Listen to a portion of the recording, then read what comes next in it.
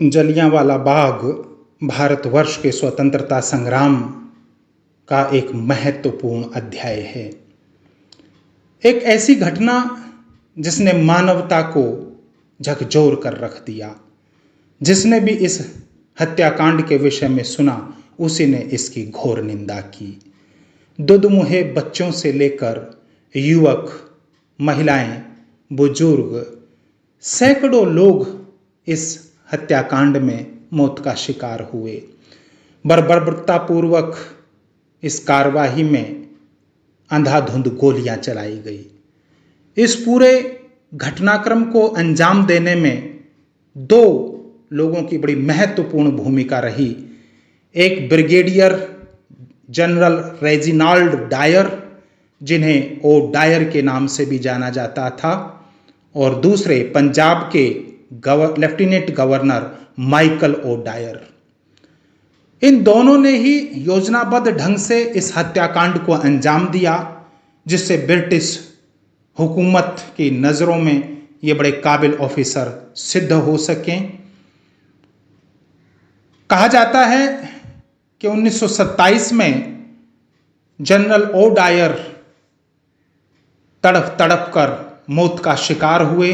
उनकी अंतिम इच्छा थी कि उनके प्राण उनकी मातृभूमि यानी ब्रिटेन में निकलें, लेकिन विडंबना देखिए कि बीच रास्ते ही उन्होंने दम तोड़ दिया और माइकल ओ डायर को 1940 में एक वीर ने मारा।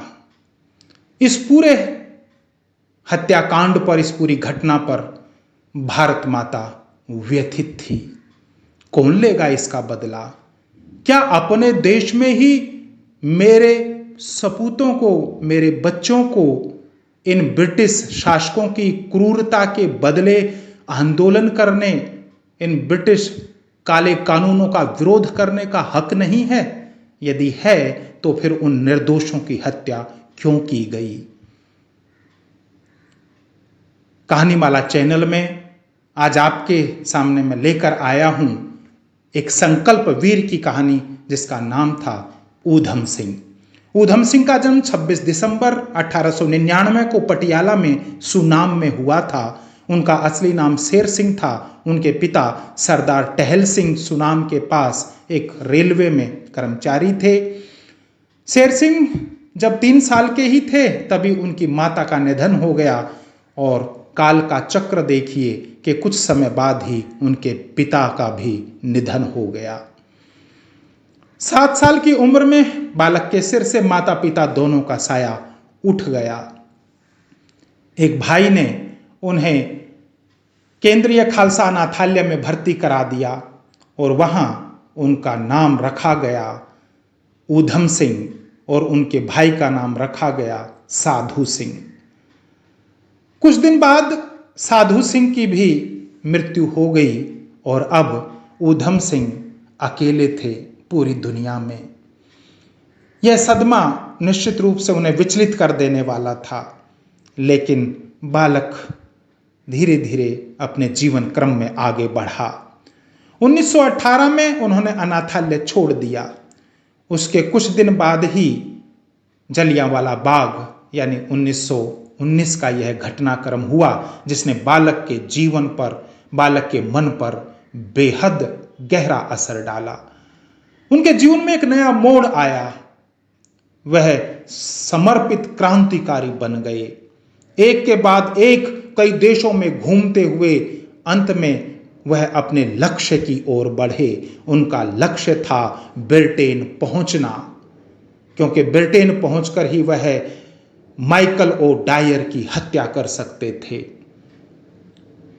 ऊधम सिंह इंग्लैंड पहुंचना चाहते थे, लेकिन उससे पूर्व अमेरिका में वे गदर पार्टी के क्रांतिकारियों के संपर्क में आए। भगत सिंह के आग्रह पर अपने कुछ साथियों के साथ वे अमेरिका से गोला बारूद लेकर भारत लौटे, लेकिन पुलिस को इसकी खबर लग गई। क्रांति का मार्ग कहाँ इतना आसान है। 1927 को उन्हें अमृतसर में गिरफ्तार किया गया और आर्म्स एक्ट के तहत 5 साल की सश्रम उन्हें कारावास की सजा मिली। उसी दौरान भगत सिंह, राजगुरु और सुखदेव ने मिलकर सैंडर्स की हत्या कर दी, जिसके आरोप में इन्हें फांसी पर लटका दिया गया। ऊधम सिंह ने भगत सिंह और उनके बलिदानी साथियों से प्रेरणा लेकर फिर जलियांवाला बाग हत्याकांड का बदला लेने का संकल्प और दृढ़ कर लिया। वे रामप्रसाद बिस्मिल के बहुत बड़े प्रशंसक थे और उनकी कविता को वो अक्सर दोहराते थे। सरफरोशी की तमन्ना अब हमारे दिल में है, देखना है जोर कितना बाजुए कातिल में है। 1931 में जब उनकी रिहाई हुई, वे अपने गांव लौटे और अपने गांव लौटकर उन्होंने एक तय योजना के अनुसार साइन बोर्ड की दुकान खोली और अपना नाम बदल दिया और अपना नया नाम रखा राम मोहम्मद सिंह आजाद। लंदन जाने का पूरा योजना यहां बन चुकी थी। उनकी गतिविधियों की भनक पंजाब पुलिस को थी। वे अपने पैतृक गांव से किसी तरह पुलिस को चकमा देकर कश्मीर निकल गए और फिर वहां से जर्मनी और अंत में इटली, फ्रांस, स्विट्जरलैंड और ऑस्ट्रिया होते हुए 1934 में अपनी मंजिल यानी इंग्लैंड पहुंच गए और इंग्लैंड में उनका ठिकाना बना 9 आल्डर स्ट्रीट, व्हाइट चैपल। वहीं उन्होंने एक कार खरीदी और रिवॉल्वर कारतूस। इंग्लैंड में उन्होंने डायर के गृहनगर डेवन में दस्तकारी का काम किया। भिन्न भिन्न रूपों में भेष बदलकर सारी जानकारी डायर के बारे में इकट्ठा की और ऐसे अवसर की तलाश की जो अवसर बहुत महत्वपूर्ण हो। उस समय वो डायर की हत्या करना चाहते थे। वो भागकर नहीं निकलना चाहते थे, बल्कि इस घटना से विश्व समुदाय को बताना चाहते थे कि जलियांवाला बाग हत्याकांड, निरीह निर्दोष लोगों की हत्या गलत था। भारत उसको किसी भी कीमत पर स्वीकार नहीं करता और न ही इस प्रकार के क्रूर शासकों को स्वीकार करता है। इसलिए उन्होंने सबका ध्यान खींचने के लिए महत्वपूर्ण अवसर का इंतजार किया।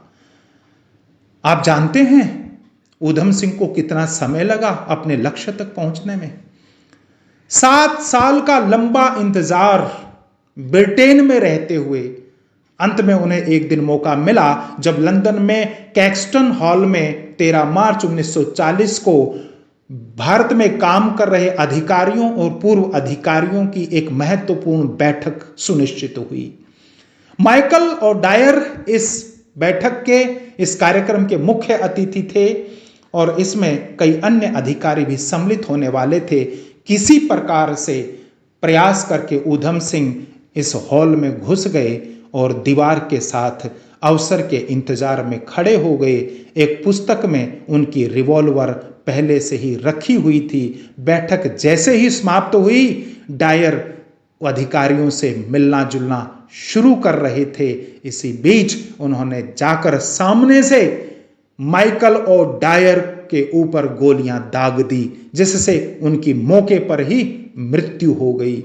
और भारत में उस समय जो सचिव थे जेटलैंड, उनके ऊपर भी इन्होंने गोलियां दागी। इनके अतिरिक्त लॉर्ड लेमिंगटन, लुई डैन जैसे बड़े अधिकारियों पर भी ऊधम सिंह ने हमला किया, जो गंभीर रूप से घायल हुए। ऊधम सिंह भागे नहीं। क्या जज्बा था इस वीर का, क्या हौसला था इस वीर का, निर्भयता का अनुपम उदाहरण। कोई भागने की कोशिश नहीं, उन्हें गिरफ्तार किया गया और गिरफ्तार करने के बाद जब उनसे पूछा गया तो उन्होंने कहा कि मैंने किस कारण से यह हत्या की है। उन्होंने कहा कि मेरा उद्देश्य बड़ा स्पष्ट था। ऊधम सिंह के उद्देश्य की खबर सुनकर ब्रिटिश अधिकारियों में हड़कंप मच गया। ऊधम सिंह के इस कारनामे को सुनकर, देखकर ब्रिटिश सत्ता हिल उठी। मिलीजुली प्रतिक्रियाएं होने लगी। विडंबना देखिए, जहां दुनिया के समाचार पत्र जलियांवाला बाग हत्याकांड के बारे में लिख रहे थे, डायर को इसके लिए जिम्मेदार ठहरा रहे थे, ऊधम सिंह को फाइटर फॉर फ्रीडम कह रहे थे, भारत की दमित वंचित जनता के क्रोध की अभिव्यक्ति कह रहे थे। उसी बीच महात्मा गांधी ने अपने हरिजन नामक पत्र में लिखा 1940 में कि इस घटना से मुझे बहुत दुख हुआ है, मैं इसे पागलपन मानता हूं। नेहरू ने कहा, हत्या पर दुख है, लेकिन यह उम्मीद भी है कि इससे भारत के दूरगामी राजनीतिक भविष्य पर असर नहीं पड़ेगा। हम खासकर भारत के युवा वर्ग की भावनाओं के रुझान से अवगत नहीं हुए थे। भारत की स्थिति को तुरंत संभालने की जरूरत है ताकि इसे और बिगड़ने से रोका जा सके, क्योंकि ये सारे राजनेता, ये सारे क्रांतिकारियों की अगुवाई कर रहे लोग समझ चुके थे कि अब भारत की हवा बदल चुकी है, अब अहिंसा से काम चलने वाला नहीं है। सुभाष चंद्र बोस सरीखे कुछ नेता ही थे जिन्होंने ऊधम सिंह के इस कारनामे की सराहना की थी। ऊधम सिंह को गिरफ्तार किया गया, उनके ऊपर कार्रवाई हुई और अदालत में उनका नाम पूछा गया तो उनका जवाब था, मेरा नाम है राम मोहम्मद सिंह आजाद। अधिकारी जानते थे कि ऊधम सिंह अपना असली नाम नहीं बता रहे हैं, लेकिन ऊधम सिंह का विचार बड़ा स्पष्ट था कि इस समय भारतीयों की एकता रहनी चाहिए, वे धर्म, जाति, नस्ल के भेद में कहीं बट ना जाएं। इसलिए उन्होंने कहा, मेरा नाम राम मोहम्मद सिंह आजाद है।